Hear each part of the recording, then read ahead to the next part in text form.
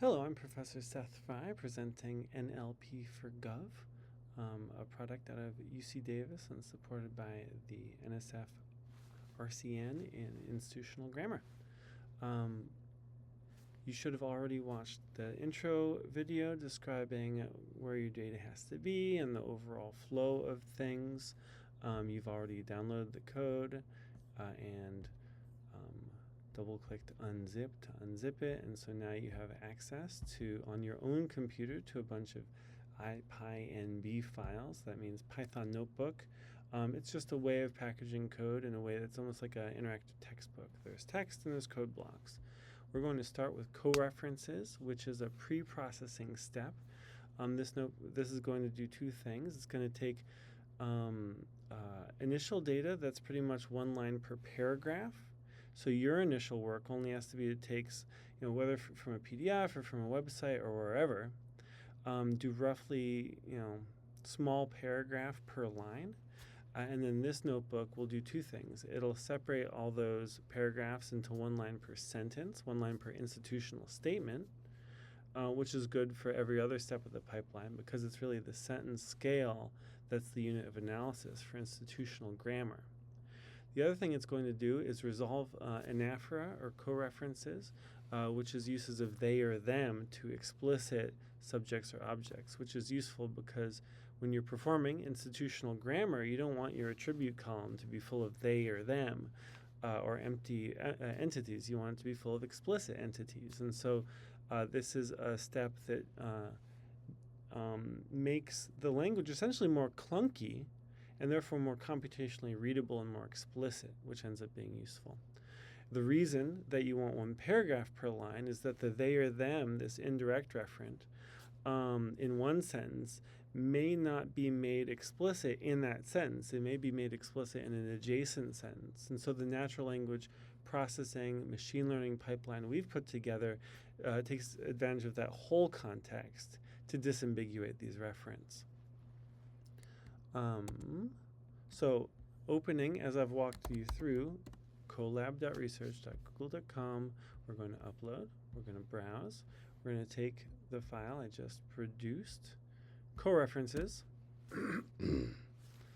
and everything I'm saying you'll get in some version or another in this introductory. To give you the cleanest example, your before is going to have a statement such as there are restrictions on where podlings can host their websites and what branding they can use on them. Our notebook is going to translate that to blah, blah, blah, blah, can host their websites and what branding podlings can use on their websites. It'll change they to podlings. And that way, when this gets decomposed in the automated institutional grammar process, or you could even use this as pre-processing for a hand coding process. You don't have to write they in the column. You'll get podlings in the correct column, down the line, further down our pipeline. While I'm explaining, I'm going to hit play right here because this is a 6-minute step that's going to get everything running. And in the meantime, while that's going, I'm just going to show you a quick before and after of our pipeline and what it's capable of. Just so you can kind of get more concrete sense.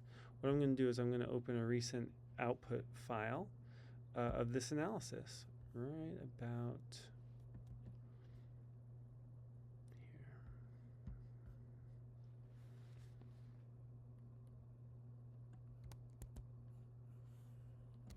here. Okay, so that's going to be somewhere else.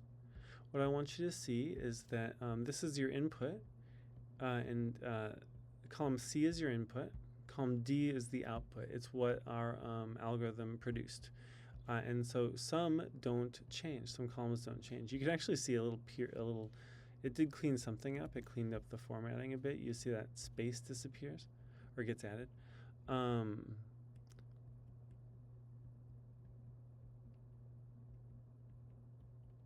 Here we are. The incubator PMC, that means Project Management Committee in this context of this institution. The incubator Project Management Committee may, at their discretion, ask a podling to report more frequently. That gets translated to the incubator PMC may, at the incubator PMC's discretion, ask a podling to report more frequently. You can see we made the language more clunky and more explicit. And explicit is nice for computers, for machine learning. Let's see if we can find another example. There we are. There are restrictions on where podlings can host podlings websites. Oh, we saw this in the example. There are restrictions about how podlings can use podlings' own brands, from there to podlings, themselves podlings, and so on. Here, let's scroll down. Let's see if we get a little variety. No difference, you see.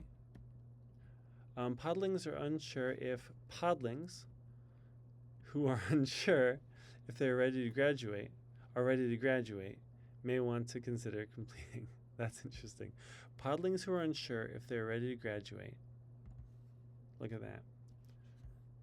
That gets turned into podlings who are unsure if they want to graduate or want to graduate may want to consider completing some process. So you can see we have a little bit of a, I'm not going to call it a failure, though that would be fair. It's super clunky. It's hard to tell what's right. We kind of have to look at every example and be sure, be careful.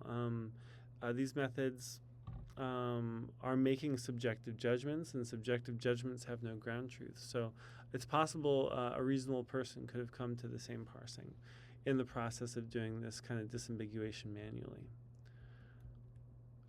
Now I'm going to check on our boilerplate, see if it's still running. Yes, it's still running. I'm just going to give it a moment.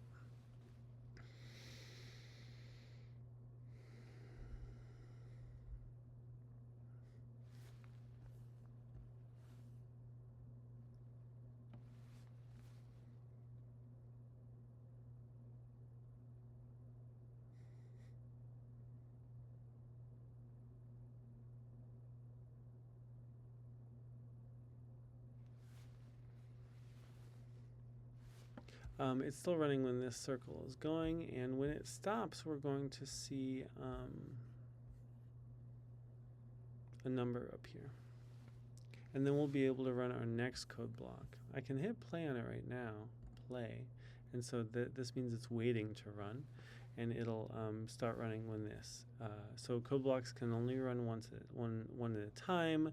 You always want to run from the top down. You never scroll down to the very end of a notebook and just run a random block. If you're running any block, then you're running every block above it at least once. We'll break that a little bit. In this notebook, we're going to run the whole analysis on the kind of sample data set we've provided. Oh, stuff's happening. We'll run the whole thing on the sample data that we've provided, which is these Apache Software Foundation policies. And then we'll run it again on a data set that I haven't touched or peeked into. And that's a chance for me to get a blind live test of the effectiveness and also the any potential problems of this pipeline for everybody. I can explain a bit of code while we're still kind of waiting for that to run. We have here, if you're coming in and you don't really have a data set of your own, you just want to run this demo, you can go through the whole rigmarole of downloading our default piece of our default data set, and then click this and re-upload it. Or you can just, these hashtags are comments. You can just run this, and this spares you. Running this is an alternative to running this. Either way, we're waiting. So what's going on here is the computer's creating. It's automatically downloading all the software you need for this to work. Now, if we tried downloading this on your computer, a lot would go wrong. We're using Google's computers, and Google's computers are standardized no matter what kind of computer you're running. If you have a Google account, then you have access to a powerful, identical computer, which means we can write code for it, and you can run code for it, and it'll be the same thing. We just finished in 5 minutes. Everything happened. It was working hard, so you don't have to, so it was worth that 6 minutes. And now, because I ran this, let me start over. So I'm going to stop that. I'll run it, and it's going to click while it waits for me to click this button, choose files. I'm going to run our sample data set, which is going to be ASF policies. That we provide it in our documentation. So now it's uploaded. So I don't have to run this, which would do the same thing. And this is our main analysis. This is a code block. I just had to hit the play button there. This is a code block that performs two things. It's doing the anaphora resolution, this disambiguation of ambiguous subjects and objects. And it's also performing what we call tokenization, splitting a paragraph into sentences, so that instead of having in the input 1 line per paragraph, we're going to have in the output 1 line per sentence, 1 line per institute, which is a proxy, which often coincides with an institutional statement. It's actually, it'll go surprisingly fast. I think we'll be pleased with how this goes.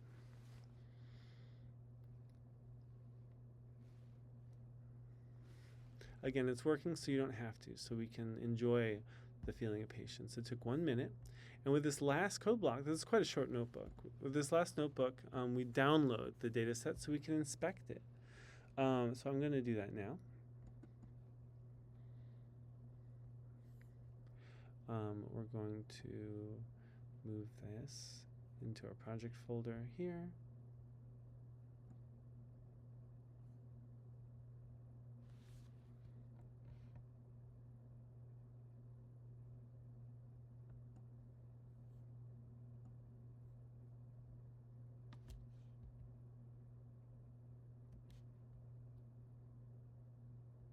There we are. And then I'm going to rename it to this. Now, while we're doing that, I actually want to run another, no, we'll analyze this. So open it up. And what are we going to see?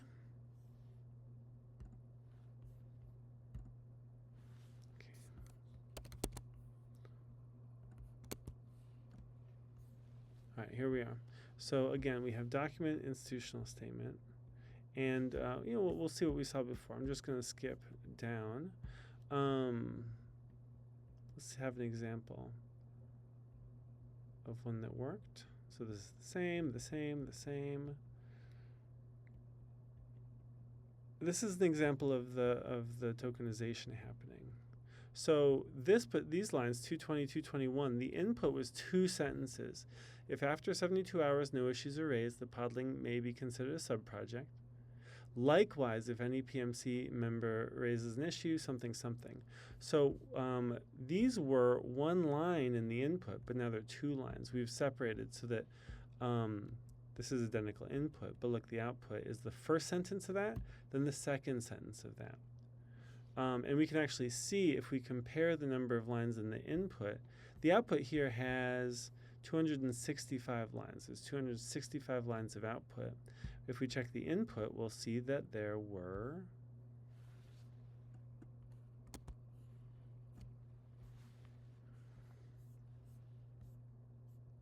only 235 lines of input. This particular data set, it was most of the inputs were single sentences. There were only a couple examples of multiple sentences kind of surviving our own initial preprocessing. And that's why there's only 20 more lines in the input than the output. So to go back to our co-reference output, I still haven't found a good example of anaphora resolution. There we are. A podling community should begin to familiarize themselves with ASF policies for releases. That's a nice, clean norm in the institutional grammar. And we translate that to a podling community should begin to familiarize a podling community with the ASF policies for releases. And again, that sounds like bad English, but it's great institutional grammar preprocessing. To go back to our notebook, I'm just going to do everything we did again. I'm starting at the upload. So we're only going to have run the boilerplate once, which is nice because it took a while to run. So here we are, back to data upload. I'm just going to rerun this. Choose a file. And what I want to run is my little toy data set that I haven't looked closely at. Filtered typology final sample. Here we are. It's a CSV. I created it. We're going to run it. This is Reddit rules. So from a lot of prominent subreddits. This is the input data set. You can see it has a lot of columns, but we're highlighting one, this document column, by adding a row, calling it document. And that's how we tell the algorithm, the notebook, which of these many columns is the one that contains the rules that we want to analyze. So we're uploading here, then we run this.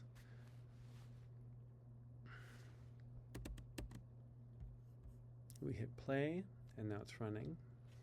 This may take longer than a minute because it's more rows. Let's see how many rows of input we have.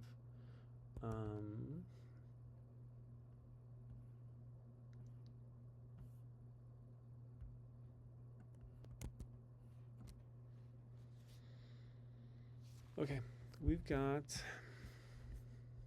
I'm actually expecting the output to be pretty similar because, once again, a lot of this input data set is a single sentence per. There's a couple, here's incels without hate, which is a surprisingly non-toxic incel Reddit. We have no AMAs, no Ask Me Anythings, or general inquiries about incels, period.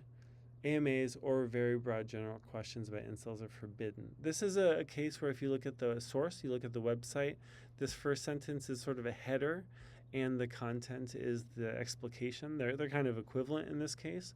What we should expect is that when I scroll this far down in the output data set, this will have been split into two rows. We'll double check that.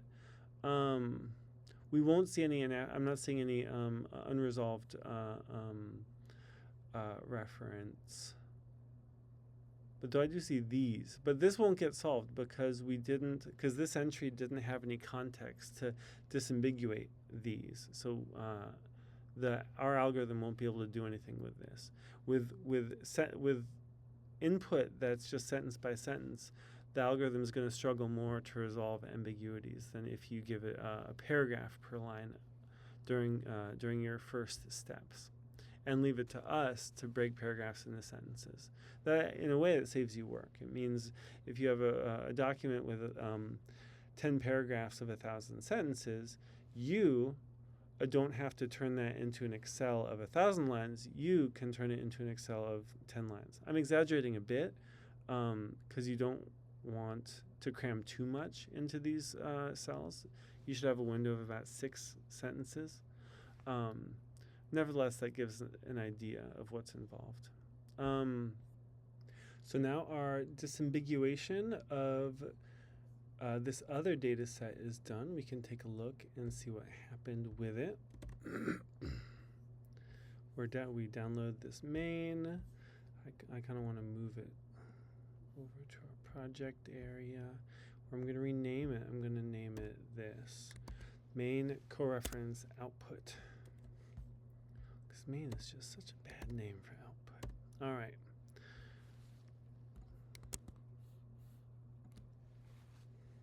And here we are. What we're going to do is our original document columns here, and our output columns there. So I'm going to bring the input column close to the output column so we can compare them side by side.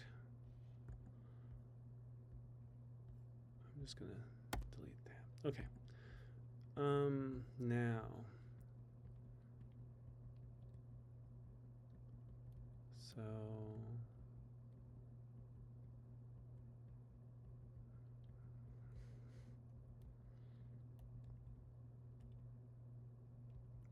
Now, a lot of these that we're not seeing any difference because they're these are first-person rules. It isn't this type of agent should do this if they, meet these conditions. It's you shouldn't do it. If you.